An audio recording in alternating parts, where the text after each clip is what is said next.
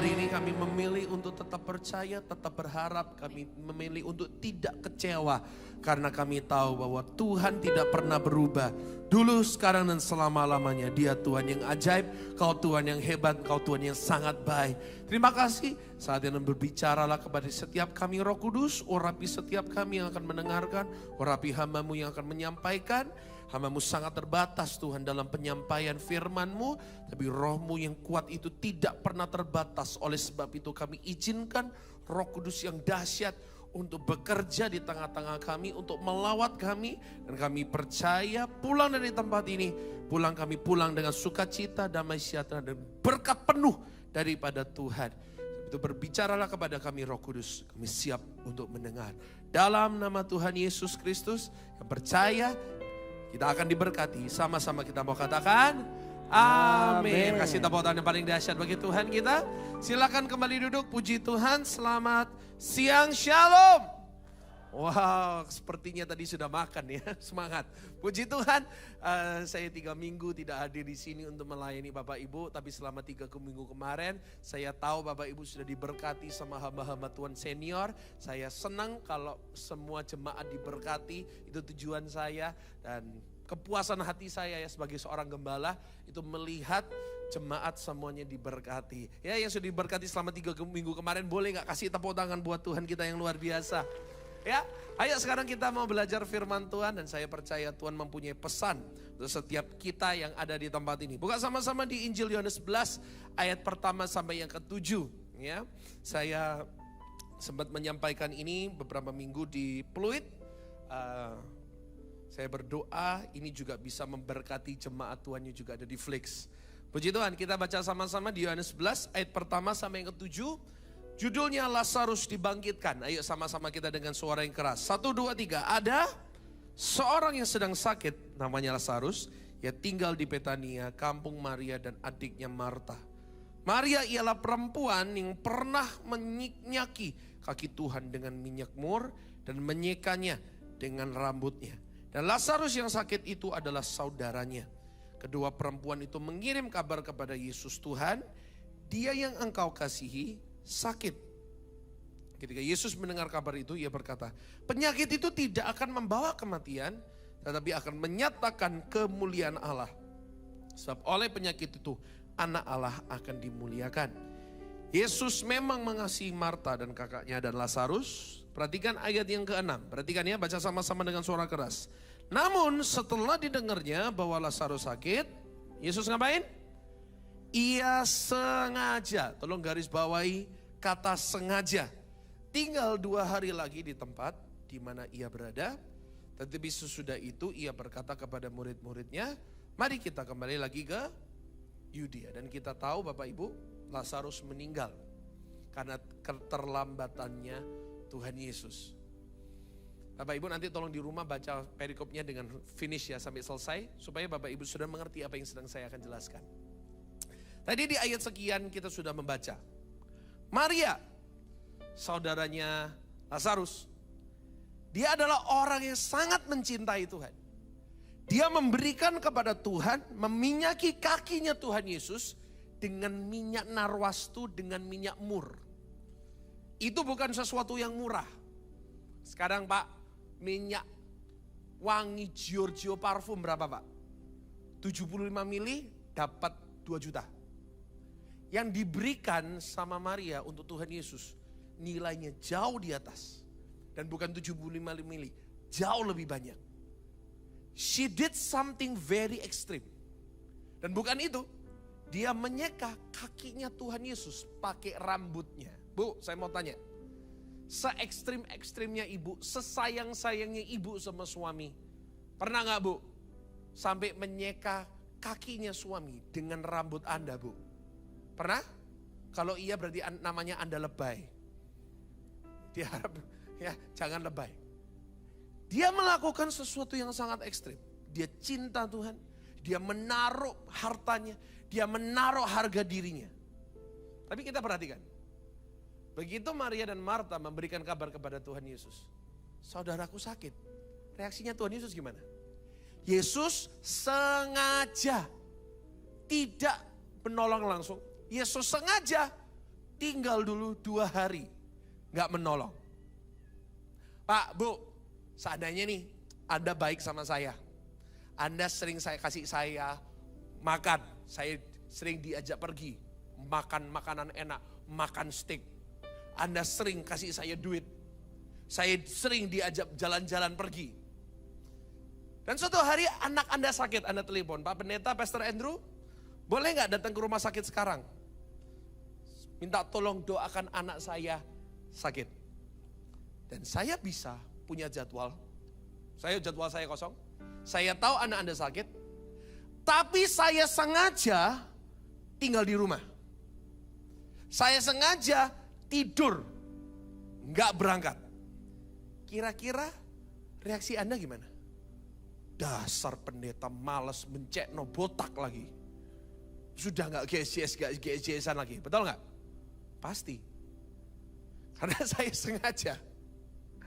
Pak Bu, mungkin Anda pernah mengalami apa yang Maria alami. Anda adalah orang yang gak pelit sama Tuhan. Gak pelit waktu. Semua waktu Anda gunakan hampir semuanya untuk Tuhan. Melayani Tuhan, untuk pekerjaan Tuhan. Anda gak pelit uang sama Tuhan. Gak pelit tenaga sama Tuhan. Anda sudah melayani sepenuh waktu. Anda sudah baca Alkitab, sudah menuruti firman Tuhan. Orang lain cuma kasih 10%, Anda kasih 50% buat Tuhan. Itu sedikit ekstrim. Anda melakukan semuanya untuk Tuhan. Tapi di saat Anda lagi butuh, Anda doa, Tuhan tolong. Saya mau tanya, saat kita doa Tuhan dengar gak? Halo? Saat kita doa Tuhan dengar gak? Tuhan dengar ya. Dan firman Tuhan berkata apa yang belum timbul dalam ucapan kita, masih dalam hati kita, Tuhan sudah dengar. Kita doa Tuhan dengar. Di saat kita sakit, di saat kita direndahkan, di saat kita diperlakukan tidak adil, kira-kira Tuhan tahu gak? Kira-kira Tuhan melihat gak? Tuhan lihat. Tapi setelah semua yang saya pernah lakukan buat Tuhan, saya melayani, saya gak pelit buat Tuhan, hidup saya buat Tuhan. Dan Tuhan tahu saya sedang mengalami ini, saya sudah berdoa, tapi Tuhan sengaja tidak melakukan apapun. Kira-kira reaksi orang normal gimana? Reaksinya orang gimana? Kecewa. Mungkin itu Anda yang sedang mengalami bagaimana Tuhan sengaja untuk mungkin tidak menolong hidup Anda. Sengaja, Tuhan lu bisa Pak. Tuhan lu bisa, Tuhan lu sanggup. Untuk mengubahkan hidup saya, Tuhan itu hanya perlu memutarkan telapak tangannya. Terlalu gampang. Tapi saya kecewa Pak. Pak Bu, saya berdoa ya, sungguh-sungguh berdoa tidak ada jemaat Tuhan yang sampai kecewa sama Tuhan. Dengan alasan apapun ya. Dengan alasan apapun jangan sampai ada orang yang kecewa sama Tuhan. Jangan ada sampai orang yang mundur daripada Tuhan. Yuk sama-sama semua jemaat GSJS, kita semuanya menjadi orang yang setia kepada Tuhan sampai garis akhir. Yang setuju katakan amin. Tapi kenyataannya banyak orang kecewa, banyak orang mundur daripada Tuhan. Kenapa? Bapak Ibu harus tahu ya. Tuhan adalah Tuhan yang tidak pernah mengecewakan. Yang setuju katakan yes. Tuhan tidak pernah mengecewakan. Tapi pertanyaannya kenapa kok banyak orang bisa kecewa sama Tuhan? Saya menemukan alasannya, ada 3 alasan. Catat baik-baik. Banyak orang tidak mengerti cara kerja Tuhan. Klik. Orang bisa kecewa karena mereka tidak mengerti cara kerjanya Tuhan. Cara kerjanya Tuhan itu di atas jalan-jalan kita. Caranya Tuhan itu melampaui cara kita. Bapak Ibu kalau tidak mengerti sebuah cara kerja dan Anda mengambil sebuah asumsi, Anda pasti kecewa. Saya kasih contoh aja. Jangan ke Tuhan dulu. Misalnya nih, Anda datang ke rumah sakit di instalasi gawat darurat, di IGD. Anda kalau tidak mengerti cara kerja IGD, Anda bisa main tuntut-tuntutan sama rumah sakit. Saya kasih contoh, ada orang-orang ya, yang lembeng, tahu lembeng? Datang ke IGD dengan membawa sakit penyakit, batuk pilek. Coba bayangin, batuk pilek masuk dalam ruang instalasi gawat darurat. Dia masuk, karena IGD-nya ngantri, akhirnya penuh, dokter dan suster ngomong, Pak tolong ngantri dulu, ngantri di depan ya. Dia ngantri, Selama 1 jam nggak dipanggil karena IGD-nya rame. Tiba-tiba 1 jam kemudian datanglah seseorang yang habis kecelakaan, yang satu tubuhnya darah semuanya sudah tergeletak, tiba-tiba langsung dimasukkan, dikerubungin sama suster, dikerubungin sama dokter, dikasih tindakan, dibawa naik ke ruang operasi. Orang yang batuk pilek ini dengan gak tahu dirinya ngomong gini, enak aja, gua di sini sudah ngantri 1 jam, yang situ yang dimasukin duluan.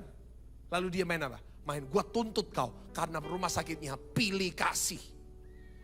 Yang bodoh siapa? Yang bodoh siapa? Yang bodoh yang nuntut. Kenapa? Gak ngerti cara kerjanya ruang instalasi darurat. Di IGD itu ada yang namanya triase. Ada yang namanya apa? Ada yang namanya triase. Di mana orang yang gawat darurat itu dimasukkan dulu, didahulukan dulu.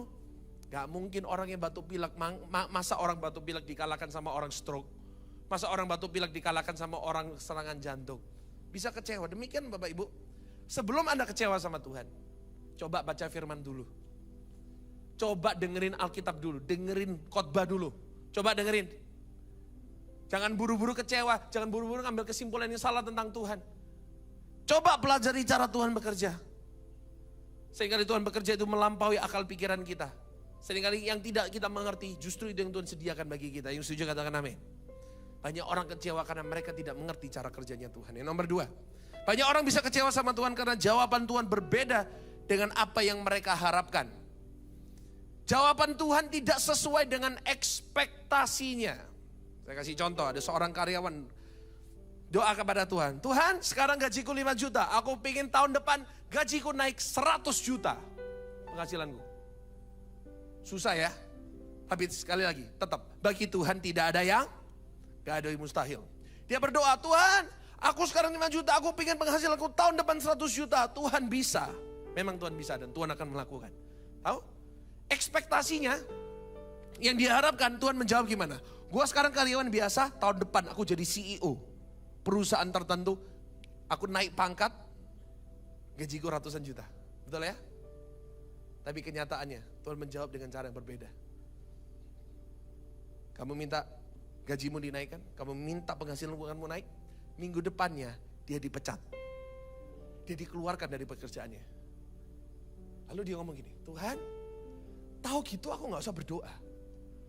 Kalau aku gak berdoa, aku gak dipecat. Lebih baik aku gak usah doa. Oke, mulai hari ini aku gak akan doa. Mulai hari ini aku tidak akan melayani Tuhan. Percuma aku melayani Tuhan, ujung-ujungnya dipecat. Aku sudah sungguh-sungguh dan aku berdoa dan aku dipecat. Kenapa kok Tuhan jahat? Padahal, tahu gak? Maksudnya Tuhan, aku sekarang keluarin kamu dari pekerjaanmu. Di saat kamu sudah keluar dari pekerjaanmu, aku akan memberkati pekerjaanmu, akan memberkati tanganmu. Jangankan ratusan juta, miliaran pun aku kasih kepadamu. Yang setuju katakan amin. Yang kita expect, yang kita harapkan, apa yang menjadi jawaban Tuhan, beda dengan apa yang Tuhan sedang kerjakan. Sebab itu nomor 3, kenapa kok banyak orang kecewa sama Tuhan? Sederhana, karena mereka tidak sabar. Coba bantu saya ngomong sama kiri kanan saudara. Yang sabar. Ya, ngomong sama kiri kananmu yang sabar. Pak Bu, kalau belum baik-baik saja, artinya apa? Artinya Tuhan belum selesai. Sesimpel itu. Kalau belum baik-baik saja, berarti Tuhan belum selesai berkarya dalam hidup kita. Yang sabar dulu dong. Masa baru dipecat aja sudah kecewa sama Tuhan? Masa baru dipecat aja sudah berontak sama Tuhan? Sudah gak mau melayani? Sesuatu musibah terjadi, Anda nuduh Tuhan, Tuhan jahat, Tuhan gak sayang sama aku. Masa gitu jadi orang? Yang sabar dulu, tunggu karya Tuhan selesai dulu, baru simpulkan. Banyak orang tidak sabar, membuat kesimpulan yang salah.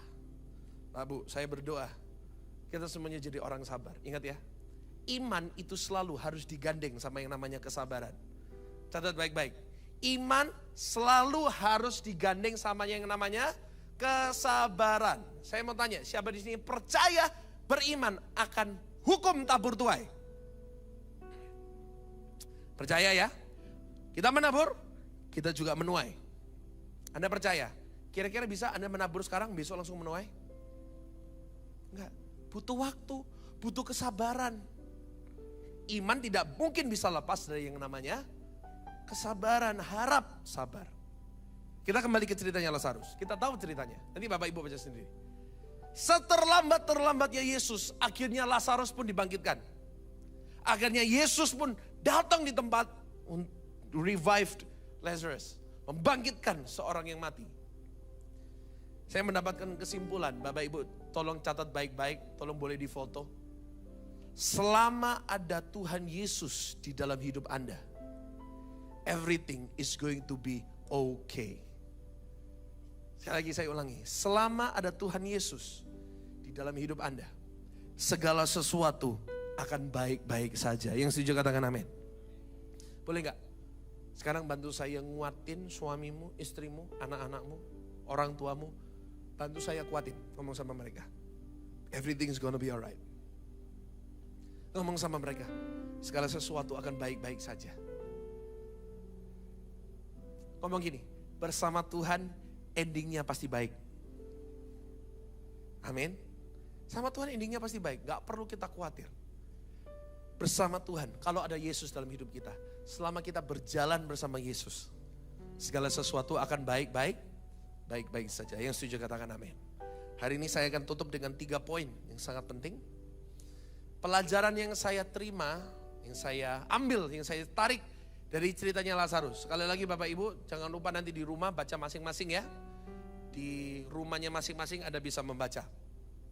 Pelajaran yang pertama, yang saya terima dari ceritanya Lazarus.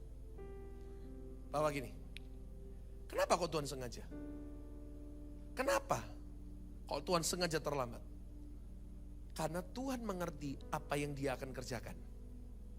Tuhan mengerti apa yang Dia sedang rancangkan. Tuhan sengaja terlambat karena Tuhan mengerti apa yang sedang Dia perbuat. Pak Bu, God always know what He is doing. Tuhan selalu mengerti apa yang sedang Dia kerjakan. Dia bukan Tuhan yang bodoh. Dia Tuhan yang hikmatnya tidak masuk akal. He knows what He is doing. Masalahnya kita yang gak mengerti. Kita yang gak tahu apa yang Tuhan sedang kerjakan. Firman Tuhan di dalam Yesaya 55 mengatakan, jalanku, maksudnya jalan Tuhan di atas jalan-jalanmu. Kalau jalan kita di sini, jalan Tuhan itu di plafon atas sana loh. Tinggi sekali, jauh di atas apa yang menjadi pikiran kita, apa yang menjadi metode kita, apa yang menjadi rancangan kita. Rancangan Tuhan itu jauh ada di atas. Kitanya gak mengerti. Kadang memang Tuhan itu gak masuk akal. Banyak orang ngomong sama saya, Pak Pendeta, kenapa? Kalau Tuhan itu cara Tuhan bekerja, aku gak mengerti, kadang gak masuk akal. Tuhan baik, tapi apa yang Tuhan kerjakan dalam hidupku itu gak masuk akal. Bahkan ilmuwan mengatakan bahwa bahkan ide tentang Tuhan itu gak masuk akal. Dan Bapak Ibu, saya setuju. Saya setuju bahwa Tuhan itu gak masuk akal. Kenapa? Karena Tuhan itu melebihi akal kita. Banyak orang, Tuhan itu gak masuk akal. Tapi habis itu mereka menyangkal Tuhan. Gak ada Tuhan. Tuhan itu memang gak masuk akal karena Tuhan itu apa? Melebihi akal. Kalau Tuhan, kita menuntut Tuhan, Tuhan tolong Tuhan yang masuk akal. Berarti kita menuntut Tuhan untuk lebih kecil daripada pikiran kita. Tuhan kita adalah Tuhan yang besar. Lebih besar dari apapun. Lebih besar dari akal pikiran kita. Jelas Tuhan gak masuk akal. Yang setuju katakan yes. Sorry, saya seorang dokter. Saya dulu saat praktek, saat koas, keliling, saya pernah melakukan otopsi. Tahu otopsi? Membuka mayat yang sudah mati, dibuka, kita periksa dalamnya. Saya diberikan kesempatan untuk memotong batok kepalanya orang. Ini batok kepala, dibuka, dikeluarin otaknya. Sorry, otak manusia itu cuma segenggam tangan ini loh. Anda otak manusia segenggam tangan ini, lalu Anda menuntut Tuhan untuk bisa masuk akal. Memang kita siapa? Kita menuntut untuk Tuhan, Tuhan seringkali gak bisa dimengerti. Memang pikiran kita itu cuma segini loh kapasitasnya. Seringkali Tuhan melakukan hal-hal yang tidak masuk akal untuk membuktikan bahwa Dia Tuhan yang besar. Yang setuju katakan amin. Tuhan gak masuk akal, tapi percayalah, God always knows what He is doing. Maria dan Marta mengira Tuhan akan menyatakan mujizatnya dengan cara yang biasanya. Maria dan Marta seringkali melihat Yesus menyembuhkan yang sakit. Yesus menyembuhkan yang sakit, ya. Tapi kali ini Tuhan tidak mau cuman sakit jadi sembuh. Kali ini Tuhan melakukan hal yang lebih spektakuler. Apa yang dilakukan sama Tuhan? Dia membangkitkan yang mati. Lazarus sudah mati, dibangkitkan jauh lebih spektakuler. Pak Bu, mungkin kita tidak mengerti apa yang Tuhan sedang kerjakan, tapi percayalah, apa yang tidak pernah kita dengar, apa yang tidak pernah kita lihat, bahkan apa yang tidak pernah kita pikirkan, justru itu yang Tuhan sediakan bagi saudara dan saya. Yang percaya berikan tepuk tangan yang paling dahsyat bagi Tuhan kita. Amin. Maria dan Marta kira di kota, Tuhan tolong sembuhkan Lazarus. Lazarus lagi sakit. Dalam kotak mereka pikir apa? Sakit jadi sembuh. Tapi Tuhan menjawab out of the box. Saya kasih tahu ya, seringkali kita itu terlalu ngotak Tuhan.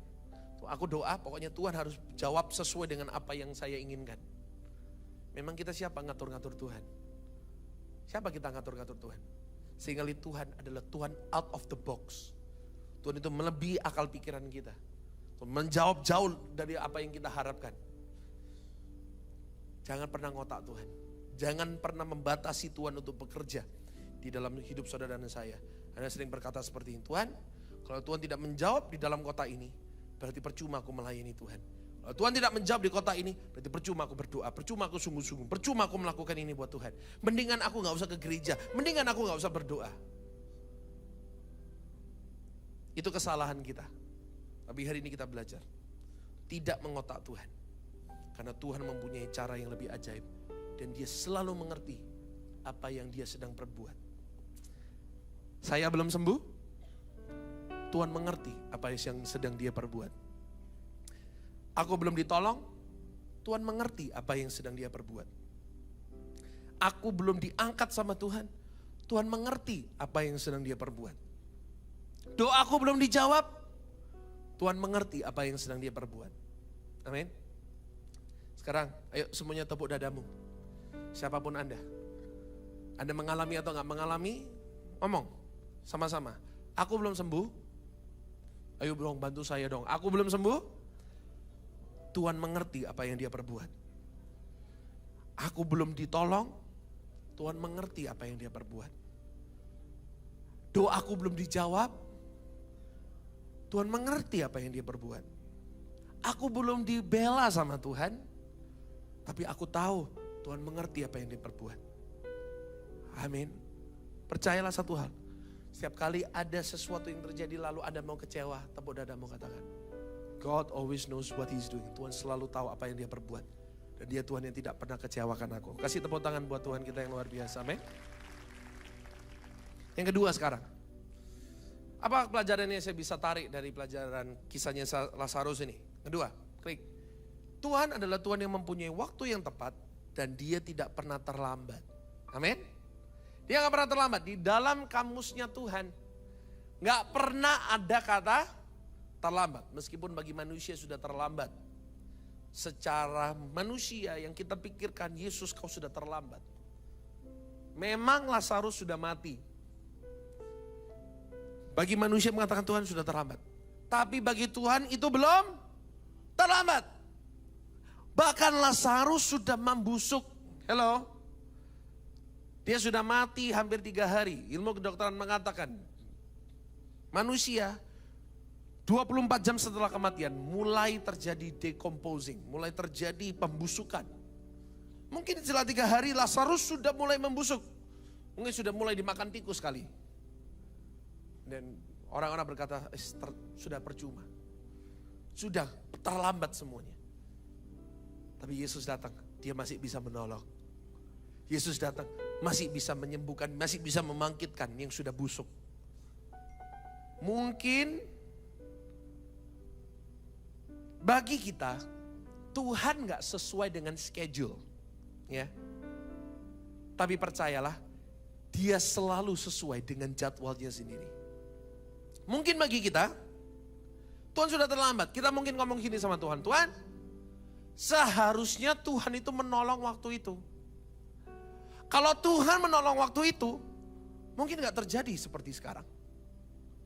Mungkin kalau Tuhan menolong aku, meluputkan aku daripada deal itu, mungkin perusahaanku gak mungkin sehancur sekarang. Mungkin pekerjaanku masih baik-baik saja. Seandainya Tuhan menolong aku pada saat itu, mungkin keluargaku masih utuh sekarang. Mungkin Anda pernah mengira Tuhan terlambat. Tapi sekali lagi saya boleh katakan, di dalam kamus Tuhan tidak ada kata mungkin sesuai dengan schedule kita, Tuhan terlambat. Tapi Tuhan tidak pernah apa? Terlambat. Saya kasih tahu kepada Anda, jangan pernah kasih Tuhan deadline waktu. Kalau begitu Anda mengasih kepada Tuhan deadline waktu, Anda pasti kecewa sama Tuhan. Kita semuanya punya deadline ya. Dari anak SD sampai orang bekerja, kita semuanya punya deadline. PR punya deadline, kuliah, skripsi, kita bekerja punya deadline. Anda sebagai bos pun punya deadline nggak? Ada. Orang yang nggak bekerja tanpa deadline, itu hidupnya nggak bisa maju. Anda sebagai seorang bos, seorang karir, harus menentukan diri Anda sendiri deadline tertentu, supaya bisa maju. Bahkan RI 1, orang yang paling penting di Indonesia, punya deadline nggak? Bapak Presiden Jokowi punya deadline.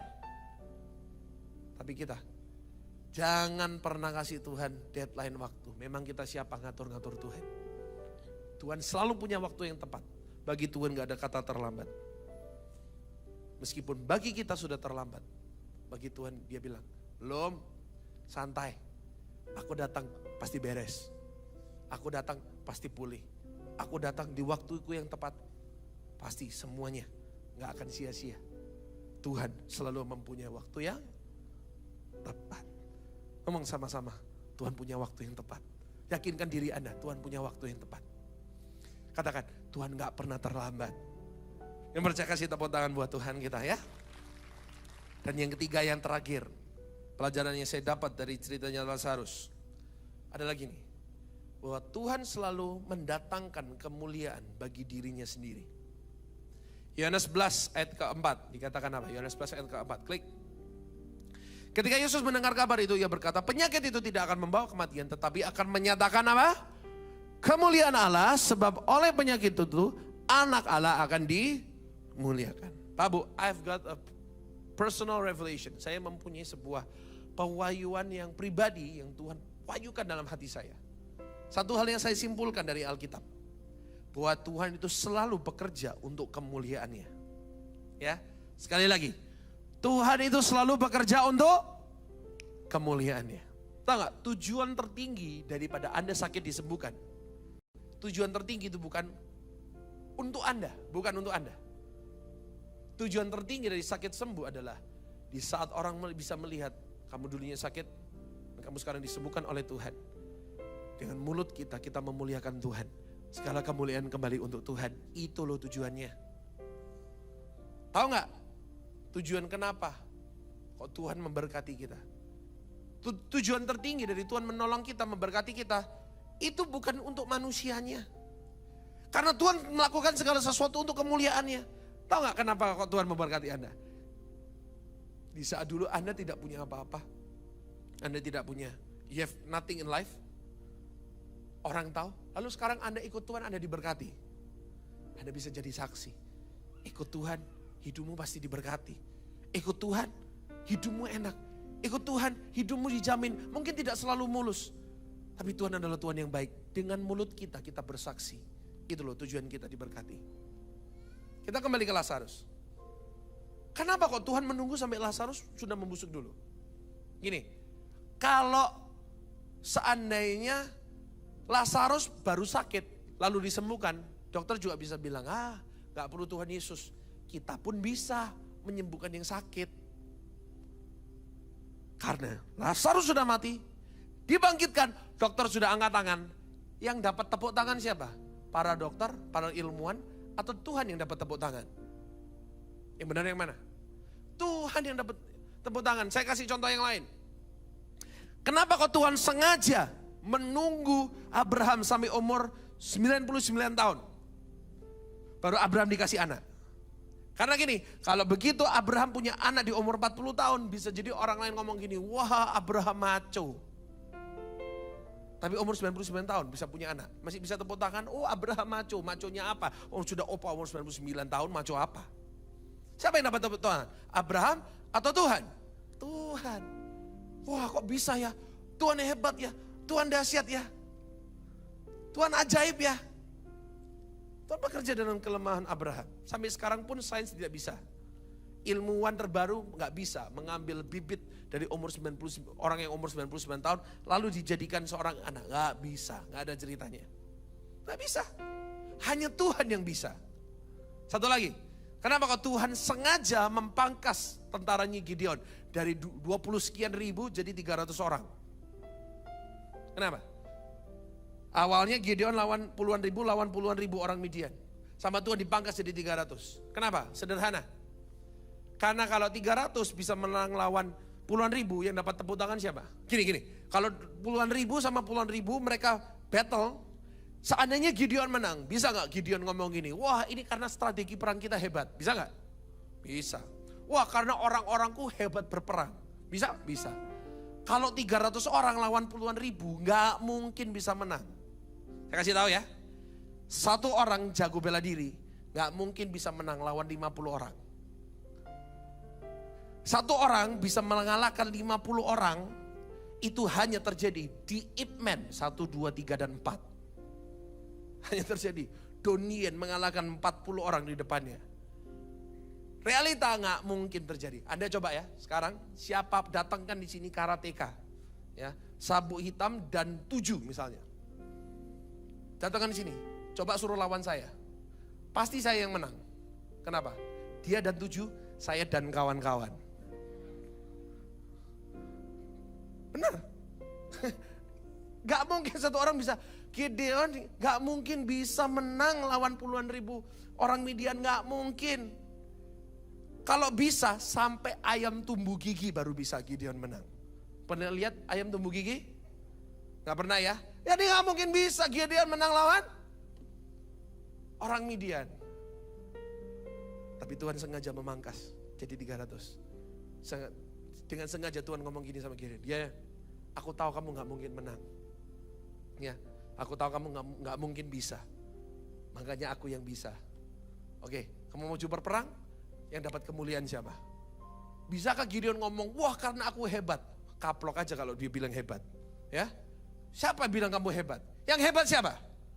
Tuhan yang hebat. Boleh gak kasih tepuk tangan buat Tuhan kita yang hebat?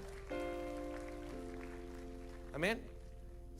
Seringkali Tuhan sengaja menunggu sampai seseorang lemah, gak berdaya.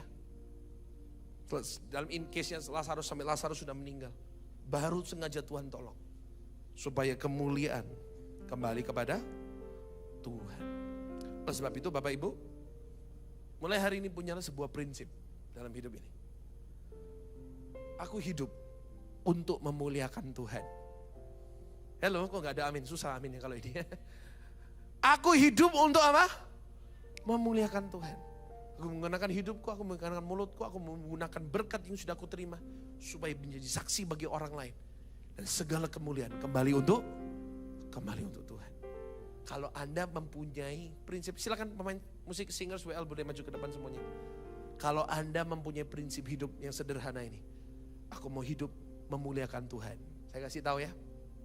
Maka mujizat itu menjadi sesuatu yang sangat gampang bagi saudara dan saya. Saat kita mau pakai hidup kita untuk memuliakan Tuhan. Amin. Ingat, mulai hari ini, gunakan kelemahan kita sebagai kesempatan untuk Tuhan bekerja. Yang setuju katakan amin. Gunakan kelemahan kita, penyakit kita, tantangan dalam hidup kita, ketidakberdayaan kita sebagai kesempatan untuk Tuhan bekerja dan sebagai kesempatan untuk Tuhan mendapatkan kemuliaan lewat hidupmu dan hidupku. Paham ya sampai sini ya? Kita habis ini nyanyi lagu yang barusan kita nyanyi. Ku percaya. Ini saya lagu yang saya ciptakan karena ini menjadi revelation dalam hidup saya. Di saat kita tidak berdaya, disitulah kuasa Tuhan bekerja. Yang setuju katakan amin. Sebab itu hari ini siapapun Anda yang tidak berdaya, Tuhan mau campur tangan di dalam setiap kehidupan Bapak, Ibu, Saudara, dan saya. Amin. Hari ini kita belajar banyak. Kenapa? Lazarus. Apa pelajaran yang bisa kita petik dari pelajaran Lazarus? Yang pertama, Tuhan selalu mengerti apa yang dia perbuat. Jangan pernah ragu, percayalah. Tuhan yang baik, Tuhan yang sangat mencintai kita. He knows what He's doing. Kedua, selalu mempunyai waktu yang tepat. Dan Tuhan tidak pernah terlambat. Yang ketiga, Tuhan selalu bekerja untuk kemuliaan. Lihatlah semua kelemahan kita hari ini sebagai kesempatan untuk Tuhan bisa menyatakan kemuliaannya dalam hidup saudara dan hidup saya. Kasih tepuk tangan buat Tuhan kita. Amin. Kita belajar lagu ini bersama-sama. Kuasa Tuhan sempurna dalam kelemahanku. Kuasa Tuhan bekerja di saat ku berdoa, di saat ku berharap. Oh, yang percaya katakan, ku percaya tiada yang mustahil di dalam-Mu. Segala perkara dapat Kau lakukan, dan tangan-Mu tersedia untuk orang yang tak berdaya. Amin. Katakan, ku percaya. Ku percaya masih ada mujizat di hidupku. Masih ada Tuhan yang tak terbatas. Janji-Mu menghidupkan. Ku memilih tetap percaya. Mari kita kasih tepuk tangan buat Tuhan kita. Kita pakai berdiri bersama-sama. Kita mau belajar lagu ini. Kita tetap memilih percaya. Amin. Kuasa Tuhan sempurna dalam kelemahanku. Kuasa Tuhan bekerja di saat ku berdoa, di saat ku berharap. Yang percaya, angkat tanganmu sama-sama. Ku percaya tiada yang mustahil di dalam-Mu. Segala perkara dapat Kau lakukan.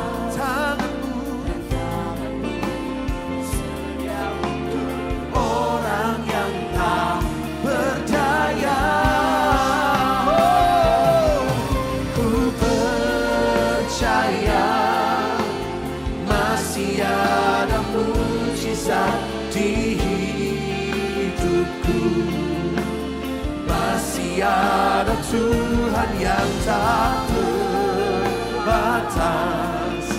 Janji-Mu menghidupkan. Ku memilih tetap percaya.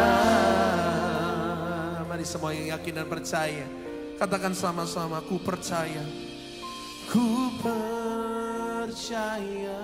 Katakan, tiada yang mustahil di dalam-Mu. Segala perkara dapat Kau lakukan, dan tangan-Mu tersedia orang yang tak berdaya.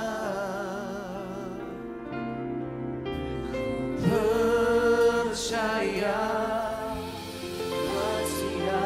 dan mujizat. Tanganmu tersedia bagi setiap kami pada siang hari ini. Tiada Tuhan yang tak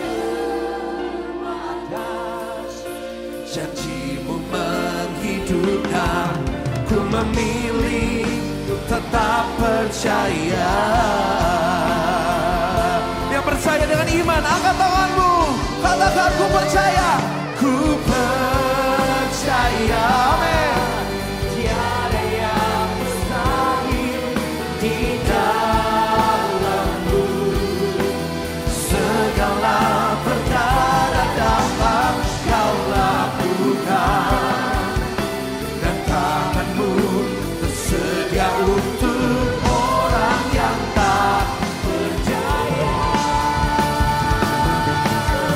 Ku percaya masih ada mujizat di masih ada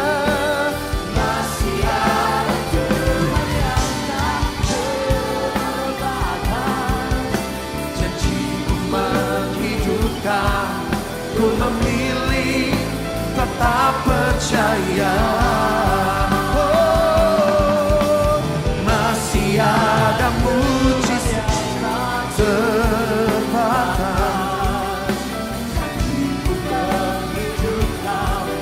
Ku memilih tetap percaya. Amin, yang percaya katakan.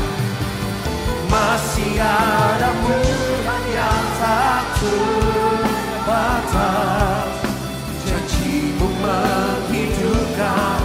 Ku memilih tetap percaya.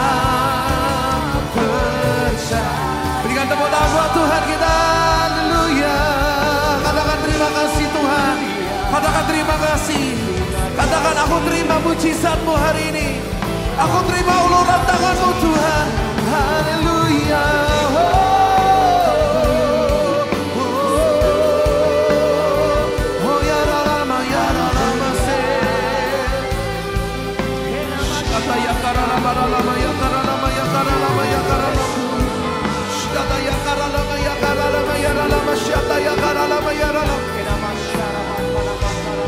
Si